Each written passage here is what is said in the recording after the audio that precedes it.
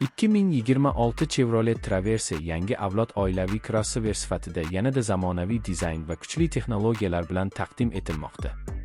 Old qismi keng radiator panjarasi, ingichka LED faralar va agressiv bamper bilan yanada sportcha ko'rinishga ega. Yon tomonda keskin chiziqlar va katta o'lchamli disklar avtomobilga mustahkam va jozibali ko'rinish beradi. Orqa qismida esa LED stop chiroqlar va zamonaviy dizayndagi eshik Traverse modelining premium ruhini namoyon qiladi. Bu model nafaqat tashqi ko'rinishi bilan, balki ichki qulayligi bilan ham oila uchun mukammal tanlov hisoblanadi. Salon qismi keng va 3 qatorli o'rindiqlar bilan jihozlangan bo'lib, 7 yoki 8 yo'lovchini bemalol sigdira oladi. Yumshoq materiallar, teri qoplamalar va zamonaviy bezak elementlari ichki makonni yanada hashamatli qiladi.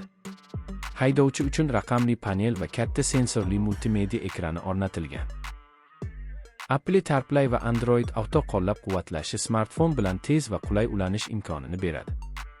Orqa o'rindiqlar buklanganda esa yukxona hajmi sezilarli darajada oshadi. Bu esa uzoq safarlar uchun juda qulay. 2026 Chevrolet Traverse kapoti ostida kuchli va samarali dvigatel taklif etiladi. Yangi turbo dvigatel yuqori quvvat bilan birga yoqilg'i tejamkorligini ham ta'minlaydi. Avtomatik uzatmalar qutisi silliq ishlashi bilan shahar va magistral yo'llarda qulay boshqaruv beradi. Toliq gildirakdan tortish tizimi esa qiyin yo'l sharoitlarida ishonchli harakatlanishni ta'minlaydi. Shu sababli Traverse nafaqat oilaviy, balki sarguzashtlarni yoqtiradigan haydovchilar uchun ham mos keladi. Xavfsizlik tizimlari bu modelda alohida e'tiborga olingan. Avtomatik favqulodda tormozlash, kor nuqtani aniqlash tizimi, yo'lakdan chiqib ketishni ogohlantirish va adaptiv kruz nazorat kabi funksiyalar haydovchi va yo'lovchilar xavfsizligini maksimal darajada ta'minlaydi. 360 darajali kamera tizimi tor joylarda parkovkani osonlashtiradi.